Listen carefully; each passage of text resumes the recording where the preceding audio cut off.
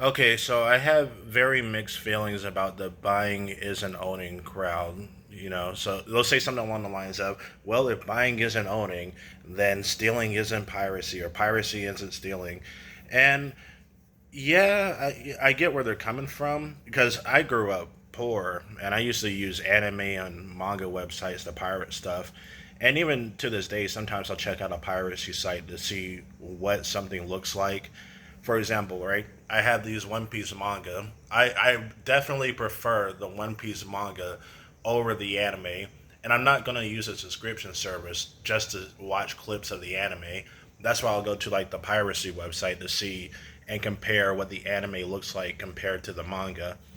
But at the same time, you know, it feels like a lot of these people who say that buying isn't owning, I have a feeling that they weren't planning on buying to begin with. Because again, people who usually pirate stuff is because they can't afford stuff. And yeah, there is some lost media, but most media is still readily available for an affordable price. I mean, look at this Barefoot Gin.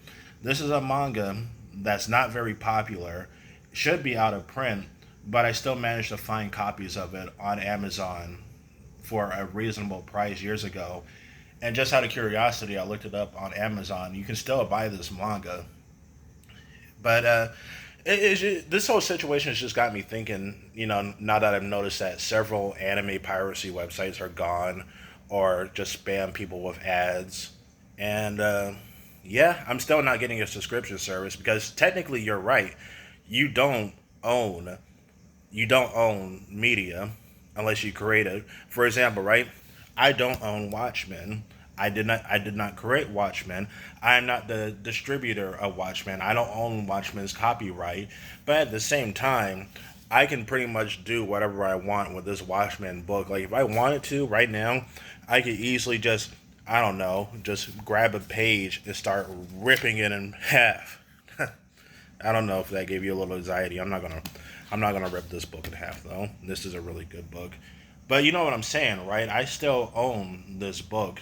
And if someone breaks into my place and tries to steal it, which let's be honest, thieves don't steal books, thankfully. I could still press charges for theft.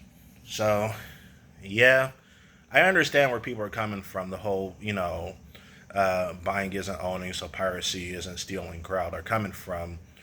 But at the same time, were these people ever really planning on buying to begin with? Because anytime I bring up the fact that I want old games to be preserved on consoles, I usually get a comment saying something along the lines of, "Oh, why didn't you just pirate the game? Why didn't you just emulate it?" And I'm like, I don't know, maybe because emulation sites and piracy sites are slowly starting to, get removed